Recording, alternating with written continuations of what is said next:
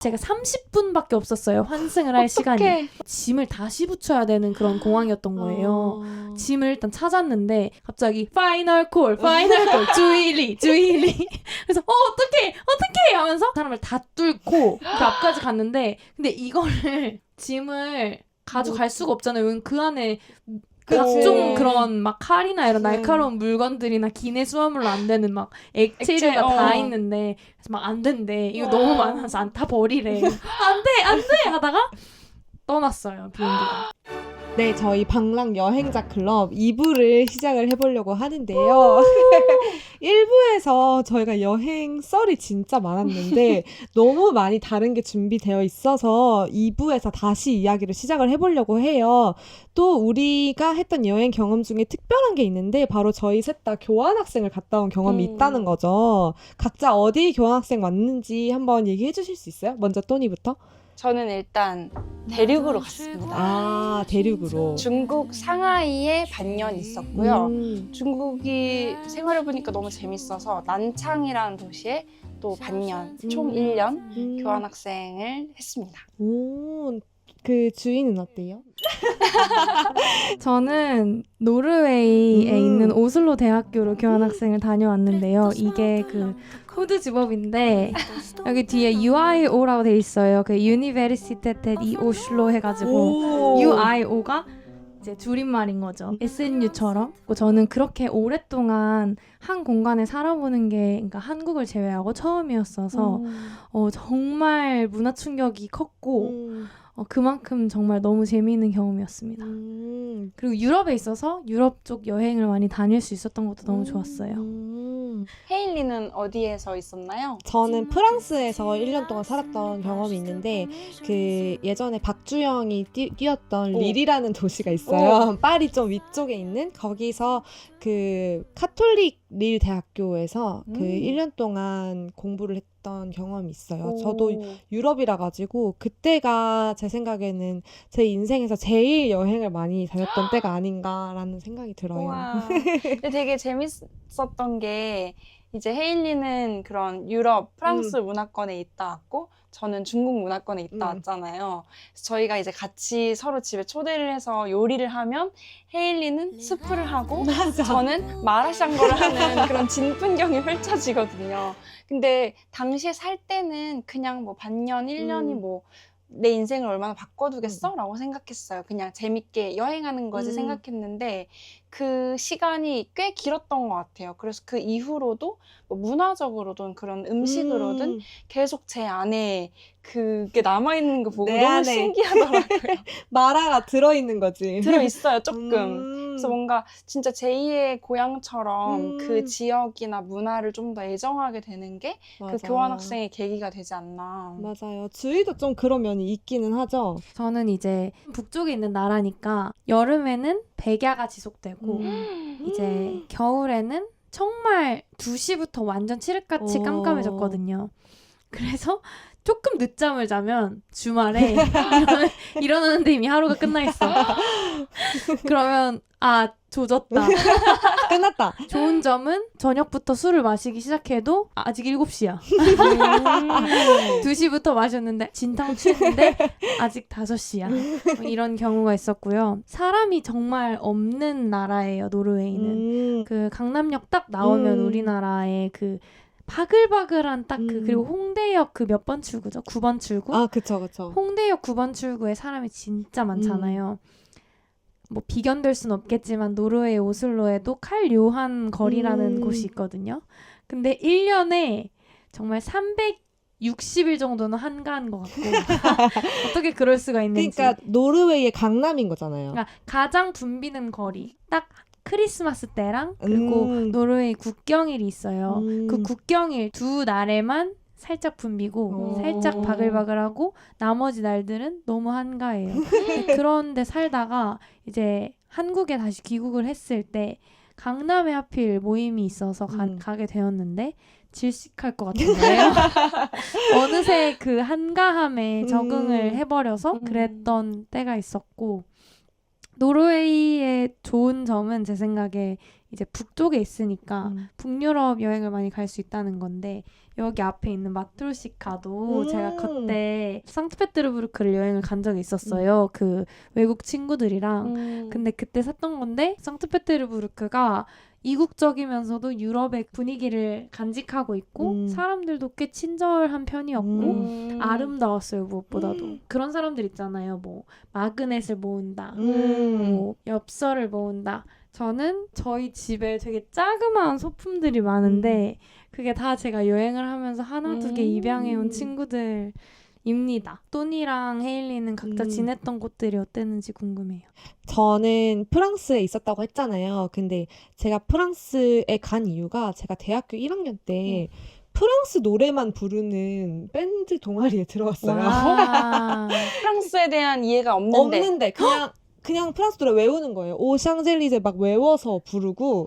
근데 그게 제가 경영대를 나왔거든요. 근데 신기하게 경영대에 그런 동아리가 있어서 경영대 학생들이 모두 다 거기를 가입했어요. 근데 신기하다. 진짜 신기하죠. 그래서 샹송 투바두르인데 거기에 그냥 대부분 선배들과의 인연으로 들어가거든요. 근데 저는 들어가서 그 노래에 너무 진심이었던 거예요. 어머, 프랑스 노래 부르는 노래가 거 잘하잖아. 그러니까 좋아하니까. 프랑스 노래 가사가 너무 재밌고 그래서 그거를 제가 막 외워가지고 프랑스 하나도 못하는데 막 부르고 다니고 이랬었어요. 그래서 저는 프랑스 가가지고 프랑스어 수업도 진짜 많이 듣고 거기에서 프랑스 사람들이 사는 라이프 스타일을 배우려고 엄청 노력했던 것 같아요.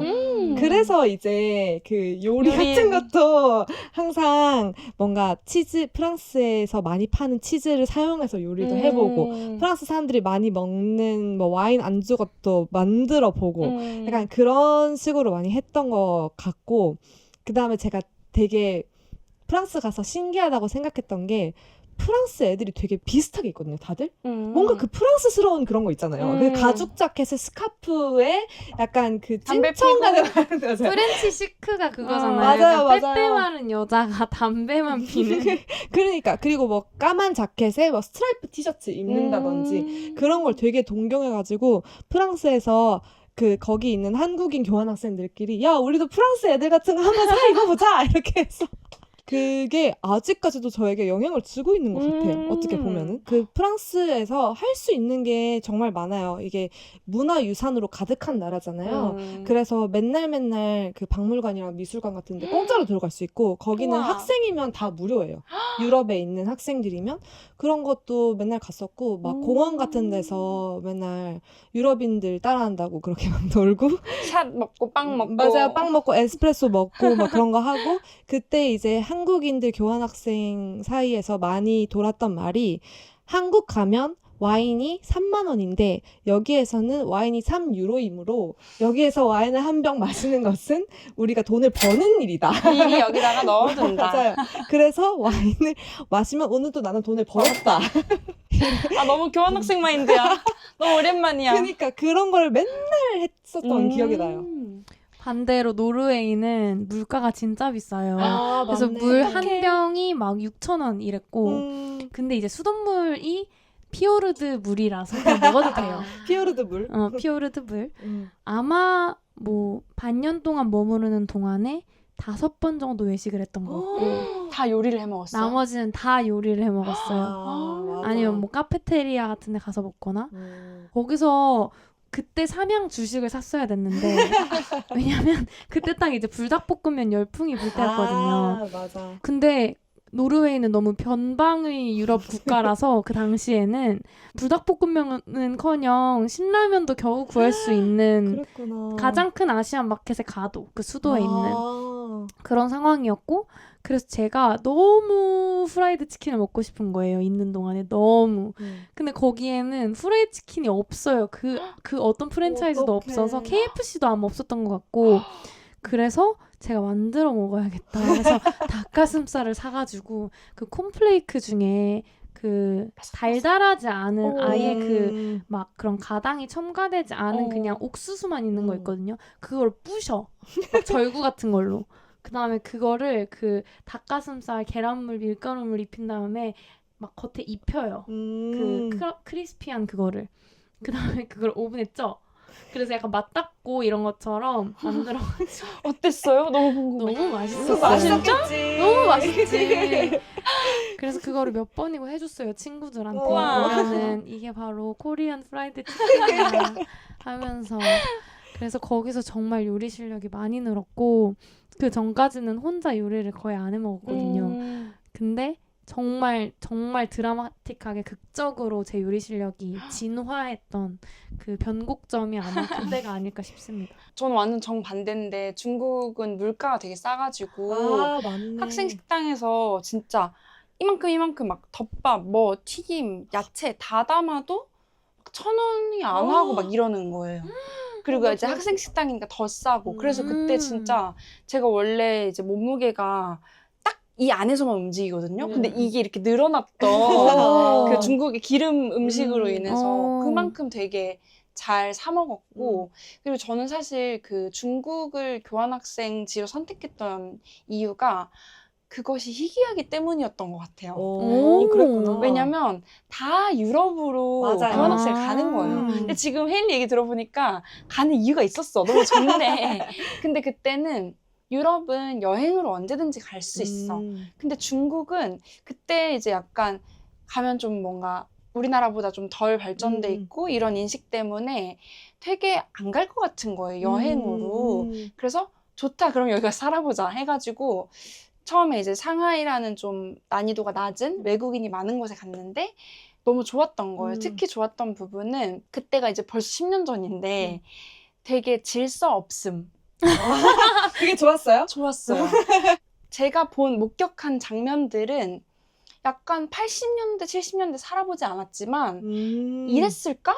되게 약간 낭만의 시대라고 하는 그거 있잖아요. 그렇네. 그거를 잠깐 보는 거예요. 상하이의 그 약간 그 선진화된 상하이 말고 그 뒷길에서.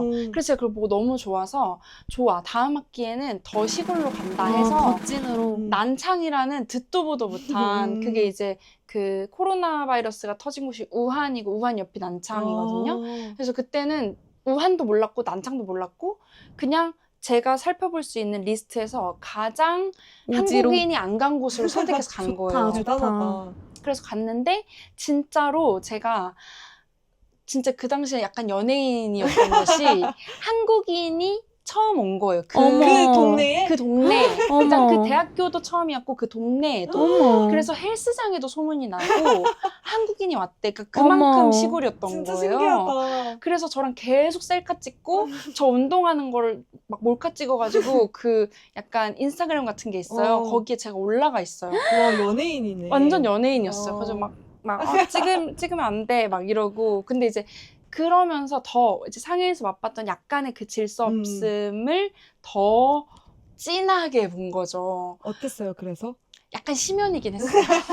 거기까지는 안 봤어도 괜찮았을 것 같긴 한데 근데 너무 사람들이 순박했고 그 경험이 저는 너무 좋아서 사실은 중국이라는 나라를 되게 좋아하는데 뭔가 중국이 미디어에나 이렇게 소비되는 것이 되게 막 미개하다, 시끄럽다 이렇게 이제 보이는 걸 보면서 저는 이제 뭐 해봤자 반년, 1년 있었던 유학생인데도 너무 속상한 거예요. 근데 또 최근에 중국은 막 또 엄청 뭐 AI며 뭐며 베이징, 상하이만 가도 막 서울보다 더 난리. 막 삐까번쩍 하잖아요. 그래서 제가 느꼈던 그 약간 향수에 가까운 그 감정은 지금은 또 많이 사라진 것 같아요. 근데 저는 약간 그런 이렇게 구수한 그런 느낌을 좀 좋아했던 것 같아요. 근데 오히려 그래서 또니가 정말 그 누구도 못할 진기한 경험을 했다는 생각이 드는 게 요새 상하이 엄청 뜨잖아요. 맞아요. 막 차지티도 이번에 한국에 들어왔다고 하고 상하이 가면은 막 그 코스가 막 따로 있던데 막 어디 빌딩 K 여행 앞에서 코스. 어디 빌딩 앞에서 막 찍고 뭐 옥황맨션 먹고 가고. 맞아.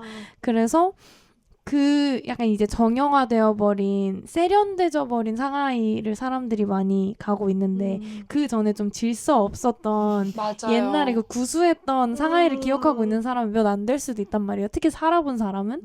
근데 맞아요. 그게 또닌 거니까. 맞아요. 그래서 되게 그 질서 없음의 매력에 중국에서 좀 맛을 봤던 것 같고 이제 저희가 함께 했던 미국에서 또 반년 정도 살았을 때는 아, 이래서 애들이 미국과 유럽으로 교환학생 갔구나. 이래서 미국 미국구나라는 걸 이제 또 뒤늦게 알게 됐죠. 음. 근데 탐험가 정신에 가까웠던 그 경험이 지금은 되게 귀하게 느껴지는 것 같아요.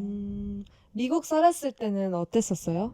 저희가 이제 DC에 있었는데 DC라는 도시의 특수성이 또 너무 셌던 것 같아요. 네. 되게 열망 있는 사람들이 모여서 한 자리 하겠다고 서로 이렇게 제가 있었던 기관에서는 좀 그런 분위기였거든요. 엄청 경쟁적이고 이민자도 많고 외국인도 많고 그래서 뭔가 중국 제가 그 유일한 한국인으로서 받았던 그 환대의 느낌을 미국은 사실 전혀 없잖아요. 그렇죠, 맞아요. 거기서는 제가 하도 유명해서 이렇게 걸어 다니다가 오토바이 탄 사람이 너 그 한국인? 진짜 이럴 진짜 정도였어요. 신기하다. 그러니까 어딜 가도 트루먼 쇼 아니야? 그러니까 근데 그때가 그 뭐죠 한한령 때문에 약간 반항 감정이 심할 때였어요. 그래서 저도 갈 때 막 저희 입학처 선생님들도 엄청 걱정하고 근데 그분들은 그 정치 경제 문제에 저를 완전 분리해서 그냥 보는 거예요. 다행이다. 얘는 귀한 외국인 우리가 잘 모셔야 돼. 그래서 제가 그 중국의 국경절 같은 긴 명절에 갈 데가 없잖아요. 교환학생들은. 근데 그때 저희 반 친구들이 저를 서로 자기 고향으로 데려가려고 왜냐면 제가 혼자 있을까 봐. 그래서 너 혹시 그날 솔로몬의 선택. 또니를 24갈래로 찢자. 근데 진짜 그 정도로 환대를 되게 받았고 그래서 미국에 갔을 때는 아 이것이 개인주의구나. 아무도 나에게 관심이 없구나. 내가 혼자 경쟁에서 살아남아야 되는구나 라는 경험이 저한테는 좀 대조적으로 있었던 것 같아요. 그런 슈퍼스타의 삶을 살다가 잠깐 행복했다. 갑자기 부엌대기가 되었어요. 해외에서 좀 살아보는 경험이 그런 걸 보면은 되게 그 이후의 가치관이나 어떤 자기의 라이프 스타일에 정말 엄청 큰 영향을 주는 거는 맞는 것 같아요. 맞아요. 저도 그 중국이 구수했던 시절 2011년에 중국 베이징에 간 적이 있었는데 그때 일단 공기질이 진짜 안 좋았고 너무너무 그리고 밖에 나가면 중국어밖에 통하지 않았던 시절. 요즘에는 근데 이제 대도시 가면은 그쵸. 영어도 조금은 통하지 않을까 싶은데 그래서 한 6명의 친구들과 함께 갔는데 그중 중국어를 할 수 있는 사람이 딱 한 명이었던 거예요. 근데 그 나머지 여집합 중에 한 명이 여권을 잃어버렸어요. 그래서 그 여권을 잃어버린 친구와 중국어를 할 수 있는 유일한 친구가 왔다 갔다 계속 대사관에 왔다 갔다 하느라 나머지 사람들은 좀 버려진 거야. 그렇네. 그냥 지금 같았으면 야 우리 뭐 인터넷에서 계획 짜가지고 이 시간을 날릴 수 없으니까 밖에 나가자 했을 텐데 그 당시에는 제가 고등학교 1학년이기도 했고 중국어도 하나도 못했고 그때 좀 흉흉한 그런 게 있어서 막 밖에 나갔다가 너 장기 털려 막 약간 이런 그런 괴담 같은 거 있잖아요. 너무 많았어서 아 그냥 우리 호텔에 있자 어떡해. 라는 결정을 하고 밖에 진짜 한 발짝도 안 나갔어요. 너무 아깝다.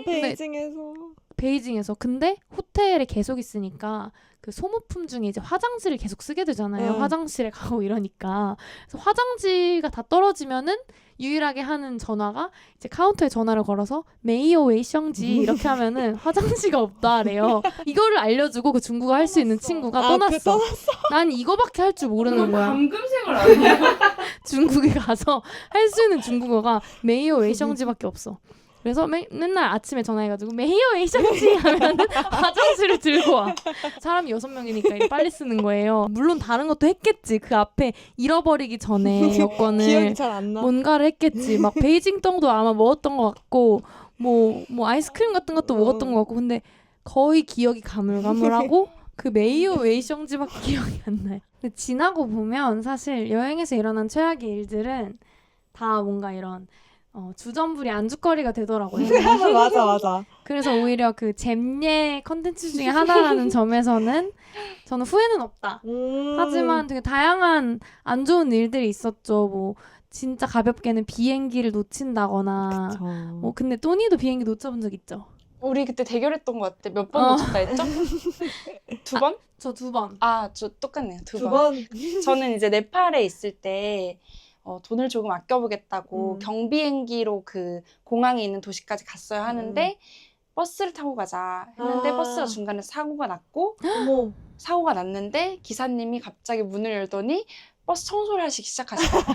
갑자기? 엥? 왜? 아예 갈 생각이 없으신 아, 거죠. 진짜 위에 닦고 옆에 닦고 사람들 다 나가서 스트레칭하고 그래서 이제 못하겠다 해서 그렇게 첫 번째 비행기를 놓쳤어요. 응. 그리고 울면서 이제 돈 당연히 환불 안 되고 두 번째 날 비행기를 다시 예약했는데 그 비행기를 또 놓쳤어요. 어머, 왜 왜요? 놓쳤어요? 왜냐면 그때 그 공항 근처에서 잠을 잤는데 그 네팔 공항이 많이 좀 시설이 안 좋다 보니까 카드 결제가 안 된다는 거예요. 아, 그래요? 근데 그걸 타기 직전에 어떻게 뭐 결제를 하려고 했는데 그 결제 시스템이 안 된다는 걸 그 둘째 날 두 번째 비행기를 기다리면서 안 거예요. 그래서 시간은 다가오고 인터넷 예매도 안 되고 막 이러면서 그 비행기가 떠났어요. 그래서 그것도 환불을 못 받았나요? 아마 그랬던 것 같아요. 와. 근데 그래서 돈을 냈는데 왜 또 결제를 해야 돼요? 두 번째 비행기는 바로 다음날 걸 사는 거니까 날린 건 아니죠. 아, 그러니까 예약만 해놓고. 네, 뭔가 그런 개념이었어요. 아. 그래서 이제 내일 와서 결제하면 돼 이렇게 음. 했는데 그분은 괄호치고 현금으로 결제하면 돼였고 저희는 그 전날이 마지막 날인 줄 알고 룸서비스로 모든 돈을 다 털었어요. 현금 하나도 남기지 않고. 어떡해. 이제 우리가 이왕 남은 거 맛있게 먹자 해서 음. 호텔 앞에 되게 작은 호텔이었지만 룸서비스로 플렉스를 하면서 그래 내일 가자 했는데 그걸 놓친 거예요. 그래서 그 호텔 지배인이 저희한테 막 그래 한 번 놓치면 그럴 수 있지 잘 가 이렇게 했는데 다시 돌아가서 눈이 이만큼 부은 채로 돈을 왜 다시 왔니 해서 그 방에서 또 자고 이렇게 했던 그런 최악의 경험인데 이게 진짜 주희가 말한 것처럼 잊혀지지가 않고 그쵸. 그 공항의 벽돌 모양까지 다 기억이 나요. 왜냐면 거기서 그 황망하게 서 있던 그 순간이 제가 사실 그 ABC 트레킹 코스를 걷고 히말라야를 본 그 기억은 싹 사라지고 애들이 네팔 어땠어 하면은 내가 비행기를 2번 놓쳤는데 이 얘기부터 시작하는 거예요. 그래서 제 생각에 네팔은 좀 다시 가야 된다. 제 머릿속에 비행기로밖에 꽉 안 찼는데 사실 그때도 그 호텔 지배인이랑 나눴던 얘기 뭐 공항 그 청소하시는 분이 저희 다 아시더라고요. 그래서 두 번째 날은 검색대도 통과 안 했어요. 그냥 약간 가라고? 이래도 되나 싶은데 쟤네 쟤네 둘 코리안 걸 둘 들여 보내줘라 해가지고 뭐 어쨌든 그랬는데 그 최악의 썰마저도 돌이켜보면 다 추억이다. 저는 그 19살 때 떠난 첫 번째 유럽 여행에서 첫 번째 비행기는 서울에서 핀란드까지 가는 비행기였고 핀란드 헬싱키에서 핀란드 오울루라는 또 중소도시가 있는데 거기로 가는 비행기를 탔어야 됐는데 그 사이 시간을 제가 너무 짧게 잡은 거예요. 1시간이면 되겠지. 근데 앞에 비행기가 한 30분이 연착이 됐고 그래서 제가 30분밖에 없었어요. 환승을 할 시간이. 첫 비행인데. 첫 그런 긴 비행인데 이제 30분밖에 안 남았는데 짐을 다시 붙여야 되는 그런 공항이었던 거예요.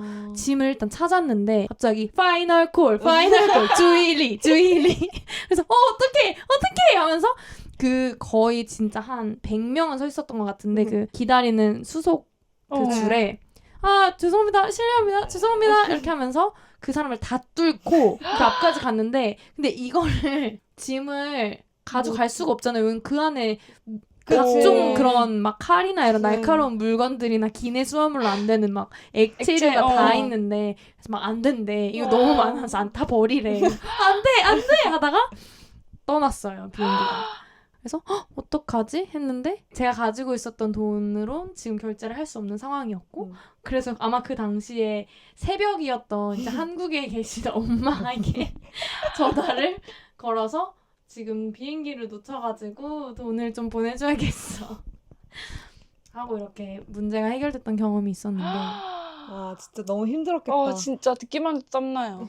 생각보다 되게 의연하게 대처했었다는 어떤 그런 기억이 있네요. 성숙하다. 그렇네. 버스도 놓쳐본 적 있고 기차도 놓쳐본 적 있고 그 독일 같은 데는 기차가 이렇게 있잖아요. 그러면 여기 앞에랑 뒤에랑 잘 보고 타야 되는 게 중간에 그래요? 이게 막 띄어져. 갈라져요. 갈라지고 여기 앞에는 뭐 오스트리아 가고 여기 뒤에는 뭐 나라 네덜란드 달라지네요? 가고. 그래서 막 정신 안 차리고 있다가는 딴 데로 가고 막 이런단 말이에요. 그런 일이 있었군요. 그런 일이 잘못한 일. 너무 많았죠. 저는 다 경험을 통해 배웁니다. 최근에 제가 읽은 책 중에 경험의 멸종이라는 책이 있는데 사실 이건 사라고 추천드리고 싶진 않아요. 경고. 저에겐 그렇게 좋은 책은 아니었는데 이 책이 이제 하고자 하는 바는 말 그대로 우리가 직접 경험하고 체득했던 그 기회를 어떤 이런 기술 개발 발전으로 인해 박탈당하고 있다라는 거고 다시 그걸 되찾아야 된다. 그 경험이 되게 소중하다라는 건데 여행에서도 저는 적용해서 생각해 볼 만한 점이 있는 게 그런 망해보는 경험, 실패하는 경험할 기회를 저희가 블로그 내돈내산 후기, 뭐 유튜브 여행 브이로그 이런 걸로 되게 다 빼앗기고 있진 않나? 이런 생각이 들더라고요. 그래서 사실 저는 막 그런 여행 컨텐츠를 즐겨보는 편이 아닌 게 뭔가 제가 여행만큼은 그냥 내 피부랑 내 경험으로 느껴보고 싶은데 이걸 화면으로 먼저 보고 갔을 때의 경험이 좀 아쉽진 않나? 막 이런 생각이 들더라고요. 스웨덴에서 야간 열차를 탄 적이 있었는데 저도 뭔가 돈을 아끼기 위해서 그 또니가 네팔에서 그렇게 싼 버스를 탔다고 했는데 저도 야간 열차를 탔어요. 근데 야간 열차에 이렇게 4칸이 있고 다른 사람들이 이제 잠을 자면서 가게 되는데 어떤 할머니 한 분이 계속 코를 고시는 거예요. 너무 크게. 잠이 안 와. 어떡해. 근데 바로 그때 여행을 하기 전에 친구가 누가 코 골면 박수를 크게 한번 쫙 치래요. 그러면 본능적으로 놀라서 무의식적으로 코를 안 건대. 그래서 정말인가? 하고 이렇게 했어. 제가 또 박수 소리가 진짜 커요. 그랬더니 진짜로 코를 막 이렇게 골다가 딱 멈추는 거야. 그래서 됐다 하고 다시 잠에 들려고 했는데 다시 시작됐어. 이게 유효기간이 길지가 않아요. 지속시간이 길지가 않아서 2번 또 이렇게 쳤는데 또 한동안 조용. 근데 그러다가 또 골아. 그럼 다시 박수를. 그래서 다시 박수를. 그래서 계속 박수만 치다가 날이 밝았어요. 할머니를 조종하는 흑마법사 같네. 헤일리는 최악의 썰 있나요? 저는 또니랑 주희 이야기를 들으니까 갑자기 너무 겸허해지는 거예요. 저는 그 정도까지 최악은 아니었는데 근데 저는 되게 유럽 여행하면 사람들이 흔히 겪을 수 있을 만한 일을 겪었었는데 아직까지도 사람들한테 비밀로 하고 있었던 일이에요. 그래요? 뭐냐면 이제 제가 그 프랑스 니스로 여행 갔어요. 근데 니스 옆에 모나코가 있잖아요. 그래서 모나코도 가려고 가족들 톡방에 나 모나코 가 이렇게 보낸 거예요. 근데 가족들이 너희 외삼촌이 지금 모나코에 있대는데? 이러신 거예요. 알고 보니 저희 외삼촌이 그때 그 출장을 되게 많이 가는 직군에 있어가지고 모나코에 와 계셨던 거예요. 그래서 우리가 당장 우리도 모나코로 가자라고 해서 우리가 그 모나코로 갔어요. 근데 거기서 외삼촌이 우리를 엄청 반겨주시면서 그때 자기는 이런 로망이 있었대요. 외국에서 자기 뭐 아들 친구들이나 뭐 조카 친구들 만나면 진짜 멋있는 밥 쫙 사주고 뭔가 이런 멋진 어른의 모습을 보여주는 로망이 있어가지고 저희가 모나코에서 너무너무 좋은 식당에 가서 막 밥을 막 엄청 맛있게 먹고 그때 외삼촌이 광고 업계에서 일하고 계셨는데 제 친구가 광고 업계 취직하고 싶어 해서 막 어머 너무 멋있으세요 이래서 광고 업계와 관련된 이야기를 막 하고 멋있게 딱 외삼촌이 탁 하고 끝내 저한테 200유로를 용돈으로 현금으로 딱 주시면서 이거 친구들이랑 맛있는 거 사 먹어 라고 하신 거예요. 진짜 완전 멋있는 세상이었잖아요. 완벽했는데? 그랬는데 집 가는 길에 그 200유로를 털렸어요. 아직까지 비밀로 했어요. 그래서 들으시면 어떡해? 그니까 그래서 아니 어떻게 털렸어요? 아니 버스에 가고 있었는데 제가 그 200유로를 가방에 앞주머니 같은데 막 이렇게 정신없이 넣은 거예요. 근데 절대 그러면 안 되잖아요. 누가 받겠다. 그러니까 누가 봐가지고 그거를 딱 들고 간 거죠. 그때 뭐 200유로만 털린 게 아니라 뭐 다른 것도 다 털려가지고 여권은 있었어요. 그래도. 아니 사실 외삼촌 모나코에서 만날 일이 뭐가 있습니까? 그 너무 멋진 경험이잖아요. 근데 바로 200유로 털렸어. 근데 그렇기 때문에 그 외삼촌과의 추억을 지금까지 기억하는 걸 수도 있어요. 그럼요. 물론 안 털렸다라면 더 잘 기억해.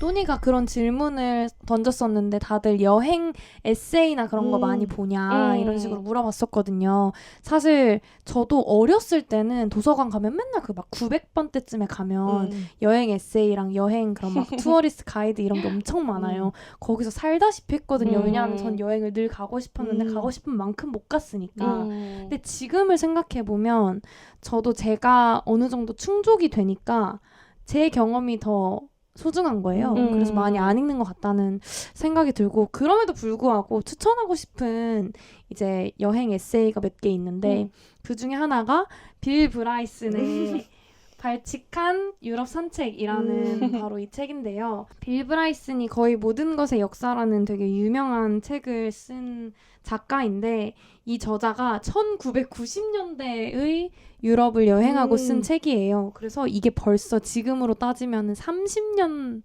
전에 이제 쓰여진 책이더라고요. 견문록이네요. 네, 견문록이에요. 거의 유럽 사람들은 다 뭔가 비슷하지 않을까? 이렇게 저는 생각을 했었는데 하나 발췌했던 부분 중에 하나가 이 사람이 그 독일 쪽 막 바이에른 지방을 여행하다가 해독 불가능한 메뉴를 발견했고 그래서 무모하게도 칼스브 브란이라는 음식을 주문한 적이 있었다. 그런데 잠시 후 당황스러운 빛이 역력한 식당 주인이 주저하면서 테이블로 오더니 도살장에서나 쓰는 모양의 앞치마에 손을 비벼대며 말했다. 손님들 대단히 죄송합니다. 그런데 칼브스 브란이 무엇인지 알고 있습니까? 우리는 서로 물끄러미 쳐다보다가 모른다고 했다. 식당 주인이 하는 말이 그것은 그러니까 약간 영어가 서툴었던 거겠죠. 그것은 뭐더라 어린 소가 생각하는 곳입니다. 이렇게 말을 했대요. 그래서 생각하는 곳? 송아지 뇌 요리였던 거죠. 근데 뇌라는 단어가 생각이 나지 않았거나 뭐 그랬을 텐데 뭔가 이런 식으로 되게 위트 있게 글을 쓰는 사람이라서 그 30년 전에 유럽이 궁금하다면 한 번쯤 읽어볼 만하고 저도 그냥 단순하게 정보만을 전달하는 여행 에세이는 이제 요즘에 얼마나 많은 그 후기들이 있고 많은 것이 발전했나요? 그래서 굳이 찾아볼 필요가 없다라고 느끼기도 하는데 이런 뭔가 인사이트가 담긴 어떤 그 작가의 특색이 들어가 있는 그런 여행 에세이 같은 경우에는 읽어봄직하다고 생각이 들고 제가 아직 읽어보진 못했는데 제가 아는 좋아하는 분이 추천해주신 무라카미 하루키의 먼 북소리라는 에세이도 되게 괜찮다고 하니까 추천합니다. 저도 그 여행 책을 서로 좋아하냐 아니면 여행 콘텐츠 좋아하냐라는 질문을 들었을 때 요즘은 예전만큼 많이 안 보게 된다는 감상이 제일 먼저 떠올랐던 것 같아요. 예전에 저 걸어서 세계 속으로 진짜 좋아했거든요. 걸어서 걸어서 세계 속으로 이러면서 딱 자막이 나오고 거기서 되게 걸어서 세계 속으로는 그냥 주인공 되게 바뀌는 거 아시죠? 항상 뭔가 작가도 있고 교수님도 그쵸? 있고 뭔가 전문가인 것 같은 사람이 뭐 나는 그들과 함께 뭐 해보았다. 근데 그게 되게 재밌었던 이유는 그 문화에 대해서 잘 아는 사람이 그거에 대해서 설명을 해주고 현지인들과 체험을 하는 것이 반드시 들어가거든요. 그래서 좋았던 것 같아요. 근데 요즘 여행 브이로그 같은 거 보면은 그냥 너무 좋았다. 너무 맛있었다. 정보 제공. 그렇죠. 너무 좋았다. 너무 나빴다. 이런 걸 보고 싶은 게 아니라 나는 그 여행이라는 게 어떻게 좀 더 여러 가지 이야기들을 만들어낼 수 있는지에 대해서 보려고 했던 건데 그게 없는 컨텐츠들은 아무래도 좀 의미가 없어진다는 느낌을 받게 되는 것 같기는 해요. 그래서 제가 여행 관련한 책이 뭐가 좋은 게 있을까라고 생각을 해서 저의 여행 멘토이신 이모에게 여행 책을 추천해 달라고 했는데 이모가 신영복 선생님의 더불어 숲이라는 책을 소개를 해주셨어요. 이게 그 신영복 교수님이 세계 여행을 하시면서 느끼게 되는 감상이랑 이런 거를 적은 에세이인데 여기는 되게 그 신영복 교수님의 사색이 정말 많이 들어가 있어요. 그래서 이거는 굉장히 그 여행하면서 읽기 딱 좋겠더라고요. 이 두꺼운 책을요? 왜냐면 이게 간 곳이 진짜 많고 그곳의 역사와 거기에서 예를 들어서 미국에 가면 아메리칸 드림에 대해서 생각해요. 그러면 꿈이라는 것이 현대 사회에서 어떤 식으로 변형되어 왔는지에 대해서 쓴다든지 그래서 거기에서 내가 생각해 볼 만한 어떤 힌트 같은 걸 많이 주신다는 생각이 들더라고요. 그래서 정말 좋은 책이라고 생각하고 그리고 여행에 가져가기 너무 좋은 게 꼭 이것뿐만이 아니라 밀리에도 있다는 거. 그래서 아이패드로 볼 수도 있다라는 말씀을 드리면 좋을 것 같아요. 제가 더불어 숲에서 되게 우리가 했던 말이랑 진짜 비슷한 말을 하나 찾은 게 있는데 이거는 그 인도의 겐지스 강에 가서 이제 그 선생님이 쓰신 내용 중에 하나인데 여기서 나온 내용이 문화라는 이름의 가공에 길들여진 우리의 정서가 가장 먼저 회복해야 하는 것은 당혹감이라고 하였습니다. 외부 세계와 인간 존재가 직선으로 대면했을 때 돌출하는 충격, 세계는 저기서 무엇을 하고 있으며 저것과 나의 대면은 어떤 의미가 있는가 하는 싱싱한 의문에 충실해야 한다고 하였습니다. 이러한 당혹감과 충격은 현장을 떠나서는 만날 수 없는 것입니다. 하물며 그것을 한 장의 사진으로 만들어 사유화하려는 욕심은 우리들의 정신을 박제화하는 상투적 허구에 지나지 않는 것입니다. 이런 띵언들이 진짜 많이 들어가 있더라고요. 그래서 그 여행과 관련해서 생각하기에 정말 좋은 책이라는 생각이 들었습니다. 이거랑 정확히 반대에 있는 것이 사진만 남는다라는 것 같거든요. 그쵸. 다 까먹어 사진 찍어야 남지라고 하면서 뭐 그랜드 캐니언 가도 여기 서봐, 터키에 가도 여기 서봐 하면서 이제 사진 한 장 찍고 사진을 찍으면 그 인상을 기억해야 할 필요가 사라지잖아요. 그렇죠. 그래서 더 빨리 잊게 된다라는 실제 연구 결과가 있던데 그러니까 그게 더 악의 굴레로 빠져드는 것 같아요. 그렇죠. 사진을 찍을수록 잊게 되고 그러니까 더 사진을 더 많이 찍고 근데 우리가 대면을 할 용기를 되찾으러 여행을 간 건데 여행에 간 곳에서조차 대면하지 못하게 되는 게 그런 평가 아니면 정보, 감상 위주의 리뷰나 콘텐츠들이 아닌가. 저는 그런 거에 대한 거부감이 있었던 것 같아요. 만약에 이렇게 추천해준 이런 저서들까지 여행 에세이라고 본다면 사실은 훨씬 더 재밌게 그 여행지를 탐색해 볼 수 있는 계기가 되는 거잖아요. 우리가 가지고 있는 가장 최고의 여행 썰은 사진으로 담기지 않는다라는 생각도 들었어요. 맞아요. 그러니까 저도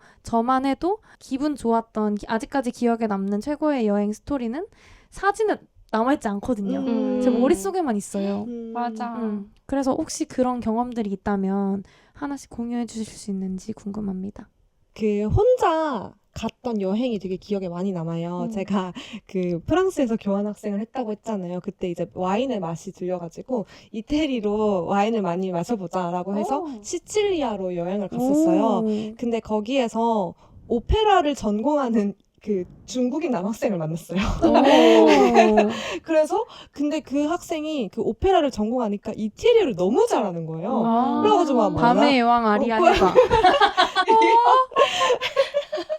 계속해졌고 근데 그 친구 사진을 찍긴 했거든요. 근데 그 친구랑 막 걔가 어떻게 해서 여기에 오게 됐는지 뭐 아니면은 오페라를 배우는 이유는 뭔지 이런 얘기를 엄청 많이 했는데 그거는 당연히 사진에 남아있지 않겠죠. 그것도 제 머릿속에만 남아있어요. 그래서 그게 우리가 생각하는 낭만적인 유럽이라는 그 이미지가 있잖아요. 그거에 제일 맞는 여행이 아니었나? 라는 생각이 들기도 해요. 또는 어때요? 저도 지금 떠오르는 그 최고의 여행의 순간들이 진짜 사진에 없는 것 같아요. 예를 들어서 이제 막 다 씻고 카메라, 핸드폰 충전으로 다 맡겨두고 이제 막 그런 롯지에서 잘 때 옆에 사람과 시작되는 대화 그리고 이제 그 순간 막 춥고 이 침낭 안에 있는데 막 얘기는 재밌고 막 불 켜가지고 밖에 보고 막 했던 그런 순간들은 잠깐 이렇게 있어봐 하고 잠깐 찍을 수 있는 상황이 아니잖아요. 근데 이제 그 상황을 막 대화를 즐기면서도 아 진짜 이 순간이 되게 내 기억에 오래 남을 것 같다라는 그런 생각이 들었던 것 같고 그런 경험들은 진짜 뭐 사진으로도 영상으로도 담을 수가 없고 내 기억으로만 아니면 내가 기록해둔 일기로만 남아있으니까 그게 더 소중한 것 같고 중국에서 같이 유학 생활을 했던 친구들이랑 그 동남아 여행을 갔는데 다 유럽 친구들이었어요. 근데 이제 어떤 배를 타고 되게 또 어떤 프랑스 친구가 오지 여행을 좋아해가지고 오지로 들어갔는데 아직 도착을 안 했어요. 배가 밤배였는데 근데 그 중간부터 애들이 다 바다로 다이빙을 해서 들어가는 거예요. 멋있다. 근데 딱 들어가는데 그 뭐죠? 플랑크톤 때문에 완전한 형광으로 야광 물이 플랑크톤 때문에 탁 튀는 거예요. 근데 그 순간을 진짜 잊지 못하는데 사진이 없죠. 그쵸. 근데 그 순간이 계속 그 추억을 엄청 선명하게 기억하게 하는 것 같고 저는 그 사진의 부재 때문에 그 순간이 더 아름답게 느껴지는 것 같거든요. 저는 그때 완전 빛나는 형광으로 기억하는데 나중에 구글에 찾아보니까 그 정도는 아닌 거예요. 근데 저는 거의 무슨 별바다로 헤엄치는 것처럼 제 눈엔 보였거든요. 근데 그런 경험들이 정말 그 어떤 기록과 이런 게 없음에도 되게 빛나는 기억으로 남아있는 것 같아요. 주인은 어때요? 저는 그 아까 말했던 19살 때 처음으로 유럽 여행을 갔을 때 핀란드 펜팔 친구를 만나러 갔다고 했잖아요. 그때 펜팔 친구 집에 무작정 가서 그 친구가 헬싱키에 사는 것도 아니고 되게 북쪽에 있는 시골 마을에 살았어요. 그래서 제가 거의 첫 아시안이었던 거예요. 그 마을에 간. 써니처럼. 그 핀란드에는 사우나가 거의 가정당 하나씩 있어요. 집에 가정집인데도 사우나가 이렇게 욕실 안에 문 하나 더 있어가지고 마련이 되어 있고 군대에도 막 사우나가 있고 공공기관에도 사우나가 있대요. 이번에 제가 멕시코 갔을 때도 이제 친구가 외교관이니까 대사관저에 이제 들어갈 수 있게 해줬는데 대사관저 안에 사우나가 핀란드식으로 만들어져 있어서 사우나를 신기하다. 뜨끈하게 하고 왔어요. 아마 제가 첫 한국인이지 않았을까 싶은데 아무튼 다시 핀란드 얘기로 돌아가서 핀란드에 있을 때 사우나를 했던 기억, 그때 마셨던 그 야생 딸기 약간 그 소다 같은 탄산 음료의 맛, 그리고 나와서 그 집 바로 앞에 눈이 새하얗게 내려 있었는데 그 앞에 약간 작은 오두막 같은 게 있어요. 거기 안에 들어가서 불을 피고 소세지랑 막 팬케이크 이런 거 구워 먹던 이런 게 기억이 나고, 프랑스 니스에 있을 때 그 같은 게스트하우스 방을 쓰던 그 멕시코 아저씨, 노르웨이 여자애, 또 독일 남자애, 뭐 이렇게 엄청 여러 명의 친구들이 있었는데 저녁을 같이 먹다가 하늘을 문득 딱 올려다봤는데 보름달인 거예요, 마침. 그런데 갑자기 그 중에 한 명이 우리 이걸 따라가 보자. 보름달을? 보름달을 따라가자. 낭만적이다. 해서 뭐에 홀린 것처럼 아마 달빛에 홀렸던 것 같아요. Moon? Where is the moon? Oh, over there. 그래서 막 바다 쪽으로 막 다른 박지를 쳤는데 저희가 다 그걸 따라갔어요. 그래서 어느 순간에 딱 도착했는데 한 새벽 3시 정도 됐을 거예요. 근데 진짜 깜깜하고 바다도 이제 칠흑같이 어둡고 한데 그 달이 너무 밝아서 그게 이제 반사가 돼가지고 그렇게 어둡지 않은 거예요. 그래서 그냥 거기에 아무것도 안 하고 뭐 물에 뛰어든다거나 이러진 않았고요. 그냥 그거를 보면서 있었는데 되게 너무 신기한 거죠. 여기 같이 지금 달려 나온 사람들은 내가 한 이틀 전까지는 아예 몰랐던 사람들인데 이렇게 그냥 달빛 하나를 쫓아서 다 같이 막 뜀박질을 뛴 게 너무 웃기다. 그리고 너무 아름답다. 뭔가 그런 생각을 했던 것 같아요. 저희가 지금까지 너무 해외여행 위주로 얘기를 했던 것 같아서 국내 여행에 대한 얘기도 해보면 좋을 것 같아요. 국내 여행의 경험이 없거나 안 좋았냐 하면 그건 또 아닌 것 같거든요. 국내 여행이 진짜 좋죠. 한국에도 정말 갈 수 있는 데가 너무 많고 그 중에 대표적인 곳이 바로 부산이에요. 제 고향이라서 그때 저희 3명이서 저희 집에 와가지고 부산 여행을 한번 했던 적이 있었는데 그때 진짜 좋은 기억으로 너무 많이 좋았다. 남았었잖아요. 맞아요. 저는 피서라는 단어를 그때 약간 체감했어요. 서울이 너무너무 더웠잖아요, 그 당시에. 맞아. 근데 그 더위를 피해서 부산으로 내려가서 물놀이를 했더니 송정바다, 해운대 맞아요.